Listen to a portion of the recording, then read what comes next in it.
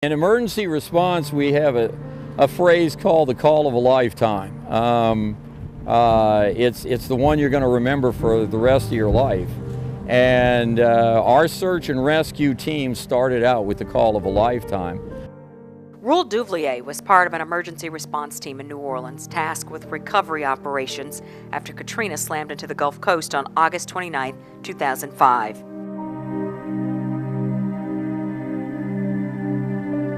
The night of the hurricane, we spent in the convention center, and the next day we went out and we started, we did what's called a windshield survey. We went and looked for damage, basically a reconnaissance. And then that evening, we were sent to help another unit rescue people up in the northeastern part of the city, but we never got there. We couldn't get our trailers. We were working with LSU and another search and rescue team from Bossier City, which is up north, and they had come down to help us. And the interstate was flooded and we couldn't get these big trailers across it. We were right outside of the St. Bernard projects, and it was about 6 o'clock in the evening. It was already dark, and as we stopped to figure out how we were going to get through all this water, we could hear everybody yelling for help. Go sit down, sweetie. Go sit down.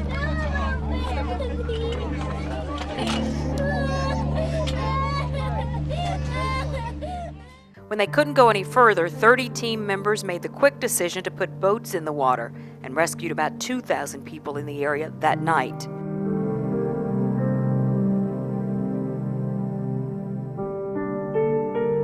Two months later, the team was assigned to the Lower Ninth Ward to search for human remains. They were getting ready to bulldoze the area so that they could start rebuilding, and we wanted to make sure everybody's relatives got a decent burial. We started out at first light and we worked till it got dark. So this is what the destruction, a completely devastated part of our city was what we saw every single day for 6 months. It was hard on everybody. Here it was very quiet. I mean, everyone was gone. There was no movement, there was no life, there was nothing. There was us. We found, as I recall, 248 human remains. As you might imagine, someone who joins a rescue team, finding human remains, when you first hear the assignment, it's not one that gets your juices flowing.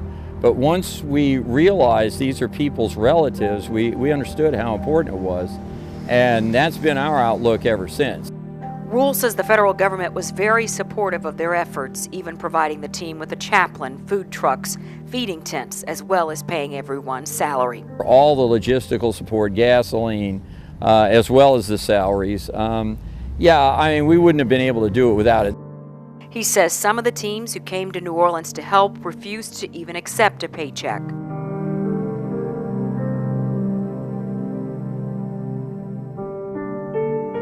Now 9 years later, Duvlier says he's pleased with what he sees in the Lower Ninth Ward.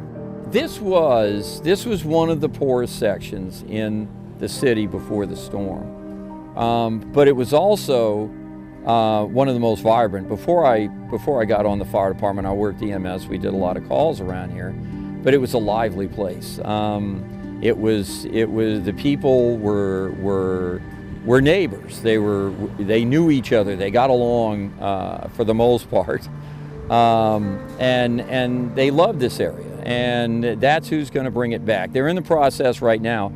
Because of the team's disaster response knowledge, they were called in to help in the rescue and recovery efforts after an EF4 tornado hit Tuscaloosa, Alabama in 2011. It was eerie how similar the two areas were.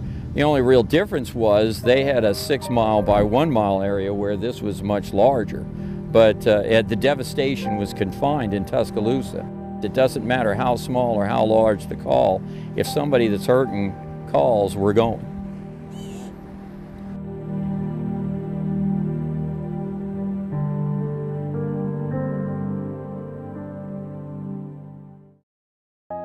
He says his team returned to New Orleans with a deeper sense of pride in their city. It's a really great, vibrant city.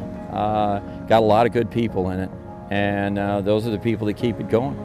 Katrina is probably the worst hurricane that's come along in over 100 years, and it couldn't knock the city down. It's going to take a lot more than that to do it.